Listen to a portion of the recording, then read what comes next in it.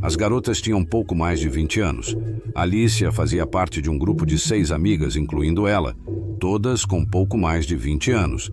Segundo Alicia, elas costumavam ir ao cinema, assistir a séries por streaming e conversar sobre suas vidas cotidianas, entre outras coisas. Eu deveria ter percebido que algo estava errado antes, Alicia me disse, mas tenho o hábito de ver as coisas de maneira excessivamente positiva. Para entender melhor a situação, aqui está o contexto. No início de novembro, Alicia me contou que suas amigas estavam começando a sair sem ela. Ela tentava fazer planos, mas sempre falhavam, pois suas amigas diziam que tinham superestimado o tempo disponível. Embora isso parecesse preocupante, eu não queria acreditar que amigas de 5 anos a deixariam de lado sem motivo. Quando discutimos o assunto, eu disse que provavelmente era uma coincidência. Mais tarde, ela me disse que suas amigas continuavam respondendo a postagens no TikTok e no Instagram, além de mensagens diretas. Parecia-me que ela estava pensando demais. Quando eu disse isso, ela suspirou aliviada e tudo parecia estar bem. Alicia tinha um grupo de chat com as amigas. No dia 14 de janeiro, ela me disse que o chat havia ficado em silêncio o dia todo, o que, segundo ela, era incomum. A última mensagem dela, a qual suas amigas responderam, foi enviada na manhã do dia anterior, 13 de janeiro. Todas as mensagens privadas que ela enviou sobre o chat foram ignoradas. Eu não sabia o que dizer a ela. Depois, Alicia me contou que tentou fazer planos com Sarah, mas ela estava ocupada. Alicia foi até a página do Instagram de Sarah, onde havia uma nova história. Ela tocou na história e viu uma imagem de suas 5 amigas sentadas juntas, segurando taças de vinho. Alicia enterrou o rosto nas mãos e gemeu. Eu sentia empatia por ela, pois sabia o quanto a ansiedade social pode ser angustiante. Esse sentimento é terrível e opressor. Tudo o que pude fazer foi dizer a ela para esperar. Não ajudava o fato de ninguém responder às mensagens privadas sobre o grupo. Realmente, não ajudava. Com o passar das semanas, o grupo continuava vazio. No início de fevereiro, encontrei Jéssica, uma das amigas de Alicia, em um bar. Perguntei a ela sobre o grupo de chat. Por que está vazio há semanas? Ela respondeu: não temos nada a dizer lá. Foi então que percebi que ela tinha o Snapchat aberto no celular e havia um grupo ativo chamado Amigos Principais GC. Apontei para o celular e perguntei se Alicia fazia parte dele. Não seria chato para ela? Disse ela, voltando sua atenção para o celular e me deixando confuso, mas com algo para contar a Alicia. Quando contei isso a Alicia, ela disse que suas amigas pelo menos poderiam ter contado sobre o novo grupo. Concordei. Fiquei de coração partido vendo tudo isso acontecer com uma boa amiga minha. Então eu disse: vou falar com elas. Elas precisam te incluir mais se realmente forem suas amigas. Isso é algo do qual me arrependo, não pelo que significa, mas pela circunstância em que me colocaria nos meses seguintes. Ouvi Alicia chorar várias vezes quando perguntava o que estava acontecendo. Sempre era porque ela via fotos e vídeos de suas amigas nas redes sociais, saindo sem sequer mencioná-la ou marcá-la. Eventualmente ocorreu essa interação. Alicia abriu a seção de comentários na última postagem de Sarah, rolou a página para baixo e arregalou os olhos. Onde está meu comentário? Ela apagou. Eu queria garantir a ela que provavelmente era um erro, mas, a essa altura, era óbvio que suas amigas estavam a deixando de lado e se recusando a comentar sobre sua ausência. Alicia foi até a conta de Jéssica e navegou até a seção de comentários. Em sua postagem mais recente, ela rolou alguns comentários para baixo e ficou boquiaberta. Deixei uns 3 comentários nesta postagem. Depois verificou a seção de comentários na última postagem de Lia. A mesma coisa. Na última postagem de Ana. A mesma coisa. Após verificar a última postagem de Sandra, ela me disse que era a mesma coisa. Suas amigas haviam apagado todos os seus comentários. Ela gemeu. Não consigo mais suportar isso. Eu estava frustrado por ela. A situação piorou quando Alicia tentou organizar uma festa do pijama com elas. Ela enviou mensagens para cada uma de suas amigas e depois esperamos. Para minha surpresa, Alicia me disse que elas responderam com planos para uma festa do pijama na casa de Sara, no próximo sábado, às 9 da noite. Às 8 do sábado, Alicia recebeu uma mensagem de Sara dizendo: "Desculpe, Alicia, vamos ter que cancelar a festa do pijama. Estou muito ocupada agora. Que tal tentarmos outra vez?" Estremeci com a desculpa e a sugestão, sabendo o quão falsas eram. Isso me atingiu como tijolos, e eu nem estava vivenciando isso em primeira mão. Alicia e eu saímos de casa levando apenas nossas carteiras e chaves. Não íamos nos meter com nada que ninguém quisesse se comprometer, mas isso terminaria naquela noite. Por volta das 8h30, chegamos à porta de Sara. Eu bati e depois respirei fundo. Sara abriu a porta e seus olhos se arregalaram ao ver Alicia. Esperem um segundo, disse Sara, virando-se. Mas eu não ia esperar mais um segundo para isso acabar. Precisamos falar com você agora, não nos ignore. Sei que você gosta de fazer isso agora, mas não pode. Sara se virou para mim e disse: "Vocês não deveriam estar aqui, especialmente você." Alicia franziu a testa. "Por que você está fazendo isso comigo? Não quero mais chorar. Apenas me diga por que você não responde minhas mensagens e por que há um novo grupo do qual não me falaram. Vocês ainda querem ser minhas amigas? Apenas digam." 5 garotas entraram, todas com máscaras de toalhas e martelos. Meu coração afundou. As garotas se posicionaram juntas, com as mãos esquerdas repousando em seus quadris, enquanto nos olhavam. Alicia e eu estávamos assustadas. Alicia engasgou. "Oh, meu Deus." O oficial soltou uma boa risada bem na nossa cara.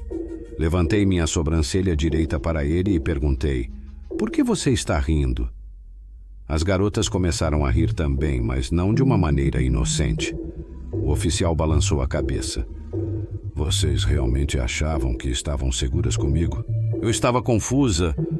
Por que um policial diria isso? O que ele queria dizer? A garota à extrema esquerda apontou o martelo para o oficial, rindo. "Ele é meu namorado." O oficial tirou o chapéu e o deixou cair no chão. "Preciso sair dessas roupas. Nos vemos mais tarde, Sandra." Era como se minha alma tivesse congelado. Todos aqueles sentimentos de segurança e confiança eram apenas um engano. Como elas fizeram isso? O que aconteceu com a polícia que chamamos? Nossa segurança não era real. Olhei para a Alicia, cujos olhos estavam arregalados e pareciam sem vida, como se tivessem arrancado sua alma. "Por quê? O que vocês estão fazendo?" perguntei. Sandra revirou os olhos. "Fizemos vocês virem aqui para pegá-los." "Vocês se divertiram se sentindo seguras?" disse ela. O namorado de Sandra se aproximou das portas e as garotas se afastaram para deixá-lo sair. Franzi a testa. "De quem foi a ideia? Isso é cruel e vocês não deveriam estar fazendo isso." Sara, mudando o peso para a perna direita, apontou o martelo para si mesma. Minha, na verdade. Minha, nasci. As garotas correram em nossa direção, com as sobrancelhas franzidas e os martelos apontados para nós. Agarrei o ombro de Alicia e me virei. Corremos para os fundos da loja, mas a maçaneta da porta não se movia. Meus nervos estavam à flor da pele. A próxima coisa que senti foi uma dor insuportável nas costas e nos ombros. A força de vários golpes de martelo me derrubou no chão. Um deles bateu no meu joelho direito e a dor era insuportável. Alcancei o joelho e soltei um grito. Lia agarrou minhas mãos e as segurou sobre a minha cabeça, enquanto Sara e Sandra golpeavam minhas rótulas novamente, fazendo-me gritar mais alto do que jamais havia gritado. Elas começaram a arranhar minha cintura com a parte frontal dos martelos, enquanto Alicia chorava e gritava. Jéssica e Ana não se continham, golpeando cada parte do corpo de Alicia antes de arranharem sua testa. Eu mal conseguia fazer outra coisa além de chorar. O único pensamento na minha mente era: por quê? Então elas me acertaram na cabeça e tudo ficou borrado. Algum tempo depois, acordei em uma sala vazia com paredes de tijolos brancos e uma porta de metal sem janela. Meu corpo doía pelos golpes que havia recebido e eu estava confusa sobre onde estava. Horas se passaram e nada aconteceu. Tudo o que eu tinha eram meus pensamentos. Eventualmente adormeci e acordei com um prato de 3 fatias de bife ao meu lado. Estava frio, mas eu estava com fome e não tinha mais nada para fazer. Não sei quanto tempo passou, mas me deram mais refeições de bife frio e minhas pernas doíam menos, embora os golpes fossem dolorosos. Devo admitir que não foram tão fortes. Parecia mais uma tentativa de intimidação do que tortura, embora ainda tenha sido bastante doloroso. Outra hora se passou antes que a porta se abrisse. Era Sarah, sem a máscara, com o rosto e o cabelo loiro completamente visíveis. Ela segurava um frasco nas mãos enquanto me olhava nos olhos. Trouxe isso. Divirta-se com ele, disse ela, apontando o frasco para mim. Ela girou a tampa e deixou cair um objeto embaçado no chão. Parecia estranho, como se algo pudesse ser desfocado na vida real. Olhei para ele e meu coração afundou. Calafrios percorreram minha espinha e minha cabeça começou a doer. Sarah recuou e saiu da sala, trancando a porta ao sair. Levantei-me e olhei para o objeto embaçado no chão de concreto. Eu precisava sair. Joguei-me contra a porta, girei a maçaneta, mas nada adiantou. O medo estava realmente afetando minha confiança. Eu estava hiperventilando, mas me perguntei por que estava com tanto medo daquilo. Era só um objeto, não podia se mover. Sentei-me de frente para a porta, recusando-me a olhar para aquela coisa repugnante. Eu a odiava tanto. Parecia que o propósito dela era aumentar minha resposta de luta ou fuga, especificamente a parte de fuga. Enfiei a mão no bolso, procurando pelo celular. Quando o tirei, notei que a tela estava terrivelmente arranhada e rachada, com a palavra Lolo escrita em rímel. Tudo o que pude fazer foi jogá-lo no objeto, mas teria que olhar para ele para mirar adequadamente. Enterrei minha cabeça nos braços, na esperança de adormecer. Adormeci, mas acordei com uma dolorosa pontada no ombro esquerdo, como se centenas de agulhas estivessem me picando de uma vez. Olhei e vi de perto o objeto embaçado. Ele estava apenas sentado no meu ombro até que se moveu. Surpreso até a alma, levantei-me e bati meu ombro contra a parede. A coisa caiu e pousou ao lado do meu pé. Peguei o celular e o joguei cegamente em direção à coisa. O celular fez um som surdo, o que significava que eu tinha acertado. Contudo, a dolorosa pontada voltou, desta vez perto do centro das minhas costas. Com o estômago apertado, tirei a camisa e joguei no chão. Felizmente, ela cobriu o objeto, mas eu ainda podia ver um vulto se movendo. Fiquei desorientado e vomitei no chão. O medo que senti por tanto tempo começou a se transformar em frustração. Decidi me livrar da coisa de qualquer jeito. Levantei meu pé direito e pisei repetidamente no vulto. Houve um estalo e, assim que senti que o tinha esmagado, parei. Agachei-me e levantei suavemente a camisa. O que vi foi uma massa repugnante de preto, vermelho e roxo, junto com um limo branco. Por mais nojento que fosse, minha adrenalina já não estava mais tão alta. Minha camisa estava rasgada e manchada. Então, ouvi um clique e a porta se abriu. Meu coração disparou. Levantei-me, esperando que não fosse uma das amigas psicopatas de Alicia, mas era apenas ela. O rosto de Alicia estava pálido e seus olhos fundos. Sua camisa estava rasgada, expondo seu estômago e ombros. Ela soltou um suspiro profundo. O que elas fizeram com você? Expliquei tudo e ela assentiu. Elas me fizeram comer um bicho, disse Alicia. Eu quase vomitei de novo.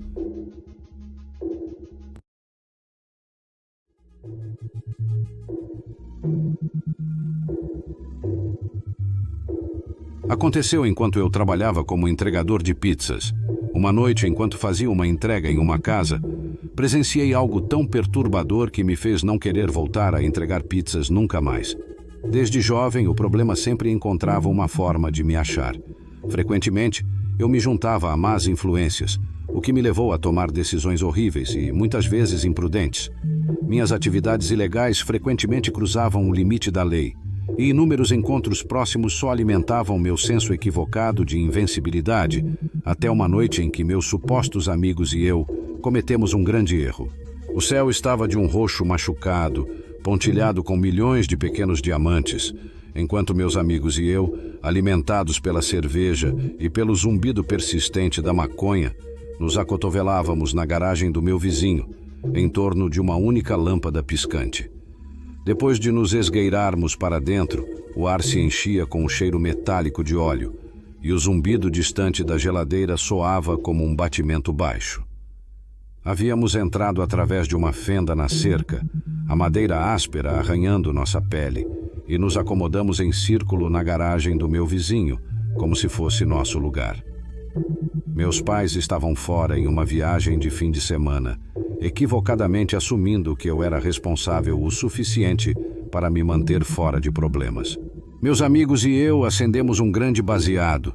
A fumaça acre me arranhava a garganta enquanto eu dava uma grande tragada, me sentindo como um dragão de desenho animado exalando uma nuvem densa que permanecia espessa e estagnada no ar imóvel. Se foi por causa da fumaça ou simplesmente por azar, perdi o equilíbrio e tropecei para trás, fazendo com que uma caixa de ferramentas caísse no chão com um estrondo ensurdecedor. Uma poça de solvente derramado, previamente despercebida na luz tênue, brilhava ominosamente. As ferramentas de metal caíram sobre ele, e uma faísca surgiu um pequeno brilho que se transformou em uma monstruosa chama em um instante. O pânico se espalhou mais rápido do que o fogo crescente. Meus amigos, com rostos de medo, correram ao meu lado, me deixando sozinho com o fogo. Meus pulmões clamavam por ar fresco, um suspiro desesperado preso no meu peito cheio de fumaça. Com uma onda de adrenalina, ignorei o calor abrasador e abri a porta da garagem.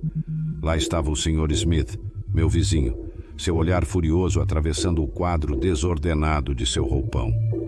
Sem dizer uma palavra, ele me agarrou pelo pescoço e me jogou na grama úmida.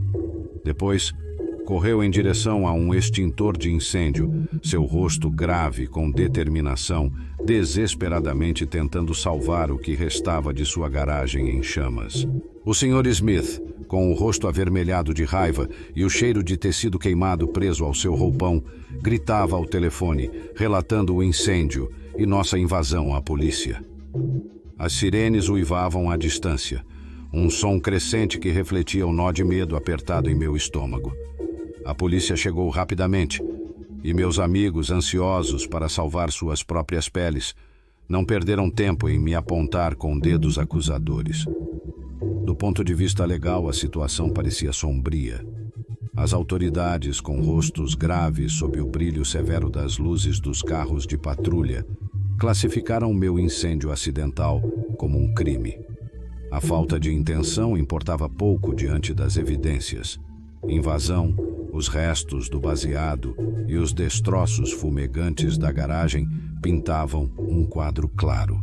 A combinação de nossas más decisões, a invasão, o consumo de maconha e o incêndio resultante não deixavam margem para indulgência aos olhos da lei. A juíza, uma mulher severa, pronunciou meu destino: 4 meses em detenção juvenil.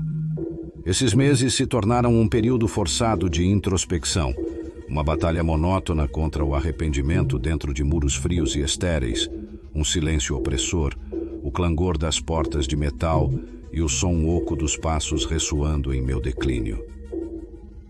Um mês antes de completar minha sentença de 4 meses, o tribunal me concedeu liberdade condicional, sob o acordo de que eu pagaria os custos de reparo da garagem do Sr. Smith. Cada centavo que ganhei durante o ano seguinte foi destinado a esse reembolso, um lembrete constante, gravado em dinheiro e confiança. O peso do meu passado se agarrava a mim como roupas molhadas, e eu avançava com esforço, um cheque de pagamento por vez. O ar estava pesado em casa, denso com a decepção e o peso não dito do meu erro. Mamãe estava sentada ao meu lado, suas mãos tremendo levemente enquanto navegava por um mar de ofertas de emprego no brilho instável do monitor. Eu sabia que ela estava com raiva, desolada até, mas, sob a raiva, vi amor, um apelo silencioso para que eu entendesse a gravidade das minhas ações. Papai, sempre pragmático, estava sentado à nossa frente, com o senho franzido em seu rosto geralmente jovial. Ao contrário de mamãe, seu silêncio parecia acusador, um peso pesado que falava volumes. A noite continuou marcada pelo constante teclar no teclado. Uma hora depois, encontramos uma oferta de trabalho que parecia promissora. Entregador de pizzas. Não era o emprego dos meus sonhos, mas era um começo. Meus pais também sentiram a mudança. Eles se entreolharam, o rosto de mamãe se iluminou com esperança e papai quase sorriu. Mamãe, especialista em palavras, poliu meu currículo, transformando-o de uma bagunça desordenada em um documento apresentável. Papai, experiente em suas próprias entrevistas de emprego, me treinou sobre como me comportar durante uma entrevista. Suas perguntas severas eram um treinamento duro, mas essencial. Naquele momento, seu apoio tácito falava mais alto que qualquer palavra. Uma semana depois, me encontrei fora da Luigi's Loves, seu nome descascando em vermelho sobre a entrada. O ar estava carregado com o aroma clássico de uma velha pizzaria, uma mistura forte de tomate, queijo derretendo e o crepitar de pepperoni.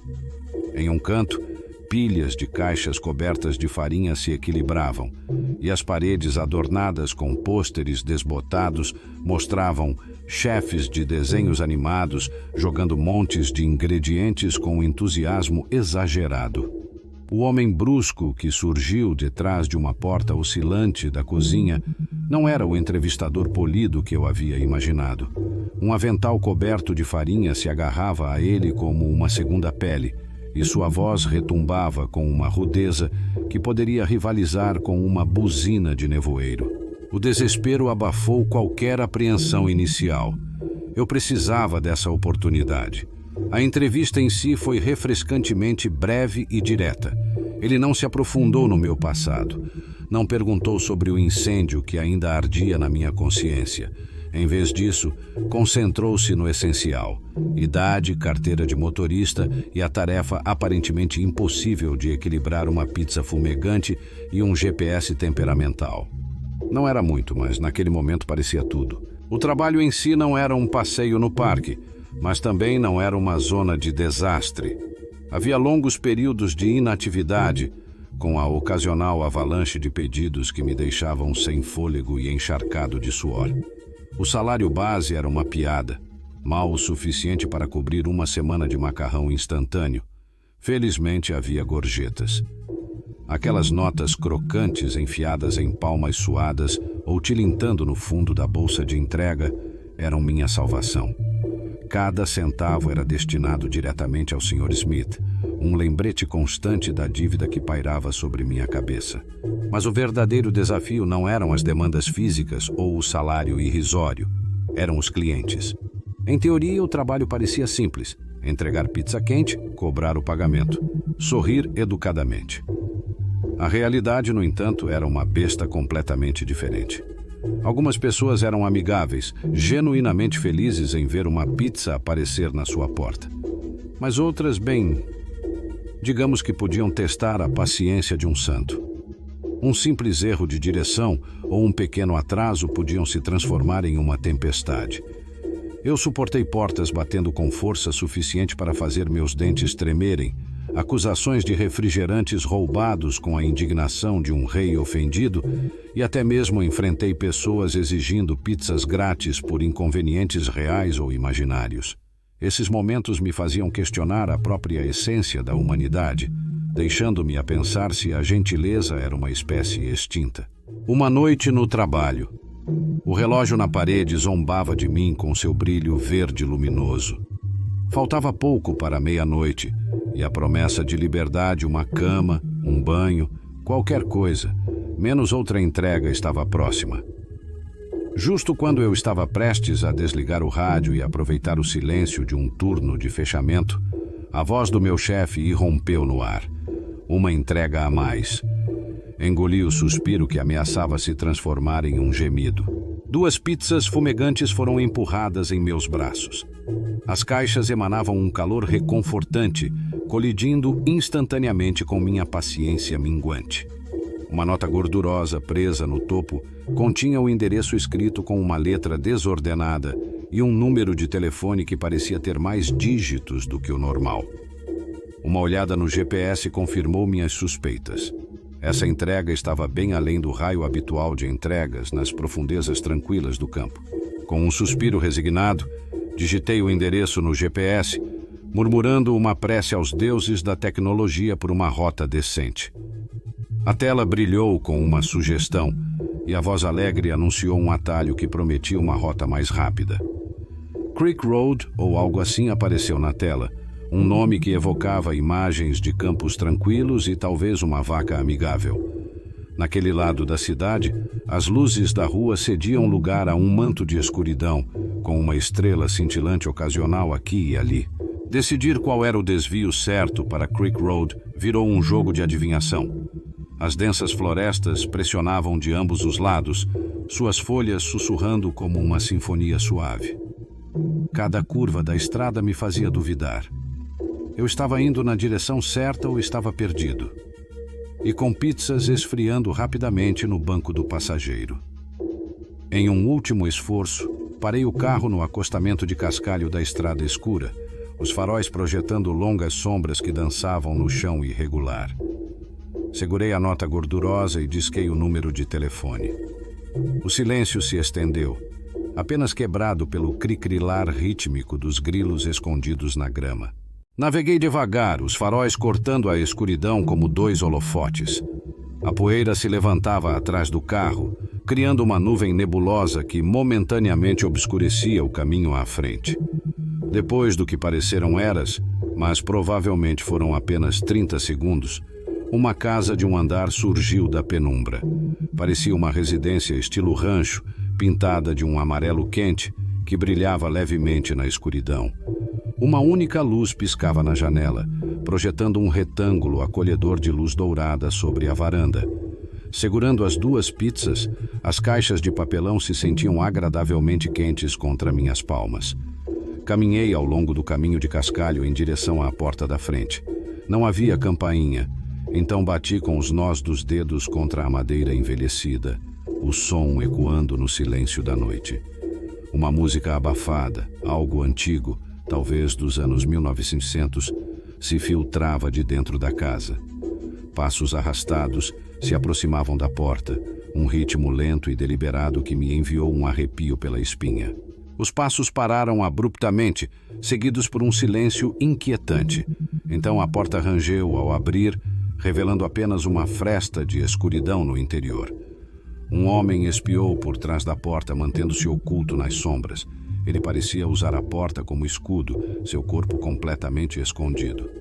"Ah, olá", balbuciei, o silêncio repentino, denso e carregado. "Entrega de pizza, certo?" "Sim." Outro silêncio desconfortável caiu sobre nós, a velha música fornecendo a única distração. Desesperado para quebrar o clima tenso, perguntei: "Você tem o dinheiro pronto?" Ele se afastou arrastando os pés. A música foi momentaneamente substituída pelo suave rangido das tábuas do assoalho. Uma brisa suave empurrou a porta, revelando um vislumbre do interior desordenado. No entanto, a visão foi rapidamente superada por um cheiro pútrido, uma doçura nauseante que fez meu estômago revirar e meus olhos lacrimejarem. Era o cheiro inconfundível da morte. Os segundos se arrastaram em silêncio, o som dos grilos do lado de fora ficando mais alto na ausência de qualquer outro ruído. Toda essa entrega estava estranha demais. Bati novamente na porta aberta, minha voz tensa. "Senhor?" Uma resposta abafada veio do fundo da casa. "Você poderia vir até a cozinha, por favor?" Aquele pedido soou tão fora de lugar que pisquei, confuso. "Pode repetir isso?" Perguntei, precisando de confirmação. Venha até a cozinha, por favor, ele repetiu, um toque de urgência que me fez estremecer. Meu instinto gritou que algo estava errado.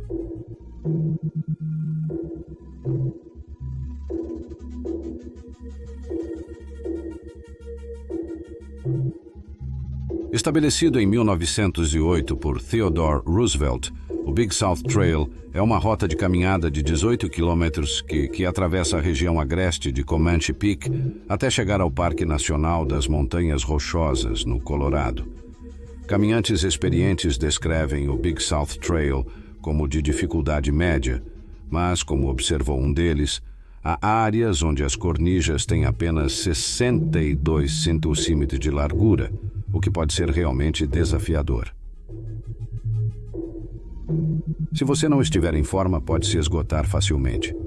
Bastante conhecida por sua beleza pitoresca, a trilha também é um refúgio para a vida selvagem, abrigando alces, linces vermelhos, ursos negros e pumas, entre outros.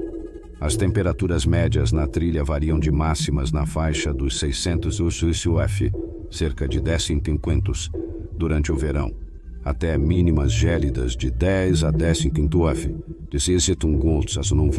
no inverno, tornando-a perfeita tanto para atividades ao ar livre ensolaradas quanto para aventuras nevadas. A beleza natural e selvagem da região foi, em parte, o que motivou os irmãos Allen e Arlen Atadero a fundarem o Poudre River Resort, um lugar para que caminhantes e amantes da natureza pudessem desfrutar de seu hobby favorito. Allen mencionou que ele e seus irmãos passavam tanto tempo lá que sentiam estar se tornando parte da paisagem. Por isso, no final, fez sentido levar suas famílias para lá.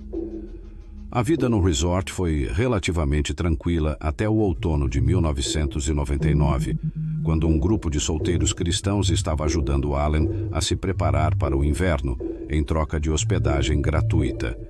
No dia 2 de outubro, o grupo de solteiros decidiu visitar uma fazenda nas proximidades, a menos de 3 quilômetros do resort. Allen conhecia bem vários membros do grupo e, como sua filha de 6 anos, Jocelyn, queria se juntar a eles, ele sabia que não poderia dar permissão sem que seu filho de 3 anos, Jared, também quisesse ir. Confiando no grupo de solteiros, Allen deu permissão para que levassem seus filhos na caminhada. Aproximadamente às 10 da manhã, empolgado por estar em uma de suas primeiras verdadeiras aventuras ao ar livre, Jared corria à frente do grupo, mas não mais que cerca de 32 metros, antes de ser chamado de volta pelos cuidadores. Por volta das 11h30, o grupo parou para conversar com alguns pescadores que o pequeno explorador havia encontrado. Após uma breve conversa, continuaram pela trilha. A essa altura, o grupo começou a se dispersar, com alguns caminhando mais rápido e outros mais devagar, mas sempre com pelo menos um adulto acompanhando Jocelyn e Jared, que continuava correndo à frente. Pouco depois, Jared virou em uma curva da trilha e desapareceu de vista. Ele não estava muito mais à frente do que costumava estar, então seus cuidadores não se preocuparam de imediato. No entanto, quando também viraram a curva, não havia sinal dele. Um dos membros do grupo seguiu à frente para tentar encontrá-lo, mas não havia rastro de Jared. A última visão dele foi virando a esquina da trilha, o que seria a última vez que alguém o veria com vida. Nos dias seguintes, uma enorme operação de busca e resgate foi montada, mas não se encontrou nenhum sinal de Jared Atadero. Na verdade, levaria quase 4 anos para que surgisse alguma pista sobre sua morte, mas essas pistas levantaram mais perguntas do que respostas. Depois de procurar por aproximadamente 1 hora, alguns membros do grupo retornaram ao Poudre River Resort para informar a Allen que seu filho de 3 anos havia se perdido na floresta.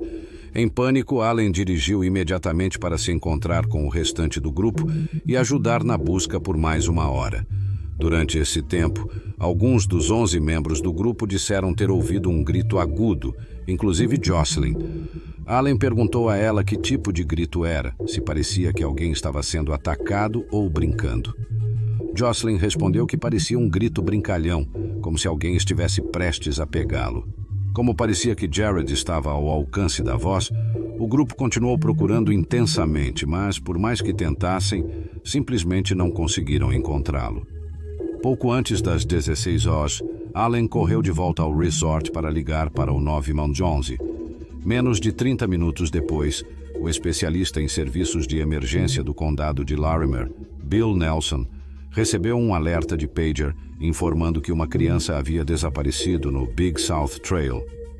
Bill contatou seu gerente de busca e resgate, que imediatamente mobilizou várias equipes de SAR para se prepararem para uma grande, mas delicada operação.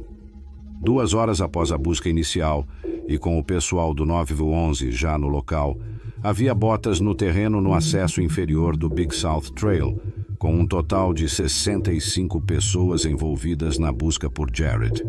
1h30 depois, as equipes de resgate haviam percorrido a maior parte da trilha, mas ainda não haviam localizado o menino.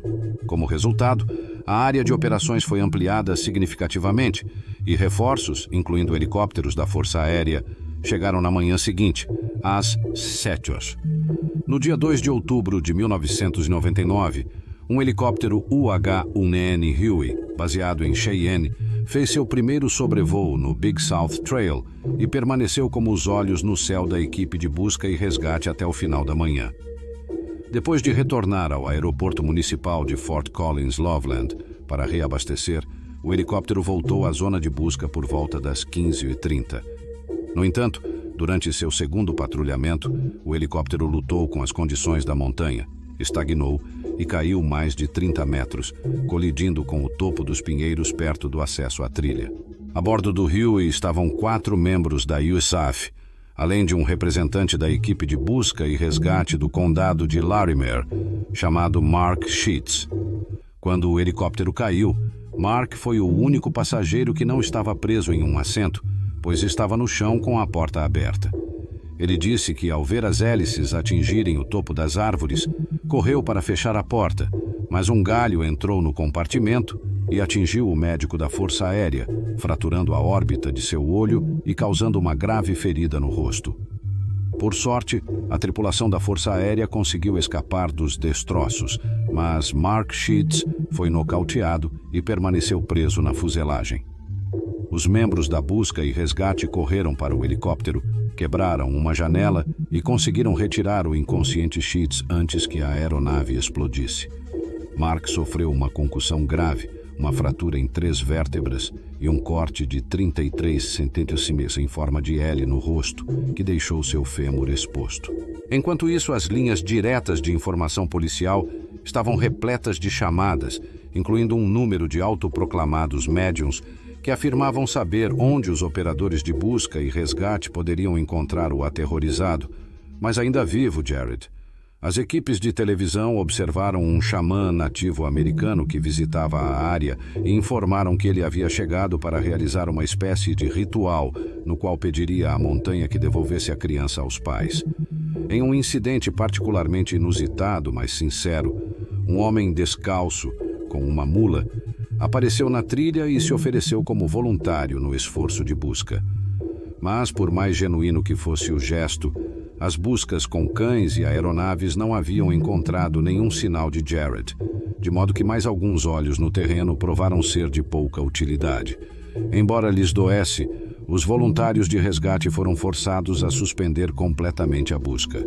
Durante anos, o caso do desaparecimento do pequeno Jared permaneceu um completo e absoluto mistério.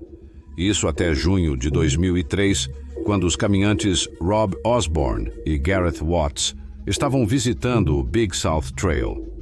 Rob mencionou que eles haviam escolhido o Canyon de Poudre como uma área que gostariam de explorar, então decidiram chegar lá através do Big South Trail. Eles haviam ouvido falar sobre quão bonita e selvagem era a área ao redor do rio, e como essa era a principal razão pela qual Gary e ele se interessavam por trilhas, acharam que valeria a pena visitar. Enquanto caminhavam, Rob e Gareth acabaram em um campo de pedras e decidiram subir cerca de 610 metros até chegar ao topo. Gareth, um experiente montanhista, comentou sobre o terreno acidentado, observando que não havia como uma criança ter subido até ali sozinha. Suponho que ele tenha sido levado rio abaixo ou possivelmente pego por um puma, disse Rob. Obviamente havia a possibilidade de que algo mais sinistro tivesse ocorrido, mas esse era um pensamento que ambos evitavam, especialmente por terem filhos próprios. No entanto, o desaparecimento misterioso de Jared permanecia em suas mentes enquanto exploravam a área. Naquele dia, Rob e Gareth decidiram se aventurar fora do caminho principal, algo que normalmente evitavam por motivos de segurança. Cerca de 1 hora depois, os dois se depararam com algo inesperado. Um conjunto de roupas infantis, a mais de 152 metros da trilha onde Jared foi visto pela última vez. No começo, não conseguia acreditar no que estava vendo, disse Gareth. Entre as roupas encontradas estava um sapato infantil, impecável, como se alguém tivesse acabado de tirá-lo dos pés. Parecia novo, como se uma criança pudesse estar pulando por aí, procurando seu tênis. Pouco depois encontraram o outro sapato correspondente, uma jaqueta de lã marrom e um par de calças de moletom azuis viradas do avesso. Para eles, era difícil acreditar que aquelas roupas pertenciam a Jared, já que o menino havia desaparecido quase 4 anos antes. Não parecia concebível que tivessem estado expostas aos elementos por tanto tempo e ainda estivessem em tão boas condições. No entanto, por precaução, os dois homens tiraram fotos das roupas e ligaram para o 911 assim que possível. Cumpriram a solicitação do detetive de enviar as fotos por e-mail e estas foram reenviadas a Alan Atadero, pai de Jared, que na época morava em Littleton. O detetive ficou espantado ao receber uma resposta confirmando que as roupas pertenciam de fato a Jared. Dentro de 24 horas, as autoridades estaduais reuniram uma equipe composta por membros do gabinete do xerife do condado de Larimer, oficiais de busca e resgate, guardas florestais da Divisão de Vida Selvagem do Colorado e voluntários de uma organização conhecida como NecroSearch. Todos foram orientados a se reunir no acesso ao Big South Trail para iniciar a busca pelos restos mortais de Jared. Mais tarde, Alan Atadero e membros da rede local de proteção infantil se juntaram ao esforço de busca, que resultou na recuperação de restos mortais e de todo o traje que Jared usava no dia de seu desaparecimento. Alguns itens estavam expostos, enquanto outros pareciam protegidos dos elementos, levando os investigadores a teorizar que algo ou alguém havia movido os objetos. Cerca de 55 metros ao norte e 6 metros mais alto do local onde as roupas foram encontradas, a polícia fez uma descoberta arrepiante. Um pequeno fragmento de crânio humano, incrustado em uma fenda e mal visível. Perto dali, sobre um tronco que atravessava a fenda, a polícia também encontrou um dente humano. Às 5 da tarde, Alan Atadero e outros membros das equipes de busca convocaram a imprensa para anunciar a descoberta, que, embora representasse um avanço no caso, gerou mais perguntas do que respostas. O aventureiro canadense Les Stroud, conhecido como Survivor Man, comentou que o que estava acontecendo no Big South Trail ia além da compreensão humana. Ele observou que, em muitos casos, as equipes de busca vasculham certas áreas várias vezes, e ainda assim a criança é encontrada lá, anos depois. Isso não faz sentido, disse ele. Rob Osborne sugeriu que a área onde as roupas de Jared foram encontradas talvez não tenha sido inspecionada durante o esforço inicial de busca, devido ao terreno acidentado. Não havia como uma criança ter escalado até aquele lugar sozinha. Gary e eu tivemos muita dificuldade em chegar lá, disse Rob. Jane Schmeckel, adestradora de cães policiais, concluiu que o desaparecimento de Jared provavelmente foi causado por um encontro com um animal selvagem. Tudo aponta para isso, disse ela. Bill Nelson, especialista em sobrevivência, afirmou que um grande felino poderia ter pego Jared e enterrado o corpo. Mas, devido à atividade humana na área, o animal pode ter desenterrado o corpo mais tarde. No entanto, Alan Atadero se mantém cético, observando que não havia pelos de puma nem DNA nas roupas de Jared. Se um puma o tivesse atacado, a jaqueta dele estaria em pedaços, mas ela estava quase intacta, disse ele. Os sapatos de Jared, encontrados quase intactos, levantam outra questão. Como poderiam ter sobrevivido tanto tempo expostos aos elementos? E por que as calças foram encontradas do avesso, indicando que foram retiradas às pressas? Essas inconsistências fazem com que Alan e sua família acreditem que algo mais pode ter ocorrido. O desaparecimento de Jared nunca foi completamente explicado, e o mistério que envolve o caso persiste até hoje. Teorias sobre o que poderia ter acontecido variam desde encontros com animais selvagens até explicações mais conspiratórias, como abdução alienígena. Mas, à medida que o tempo passa, parece cada vez mais provável que o desaparecimento do jovem Jared permaneça um mistério angustiante e assustador.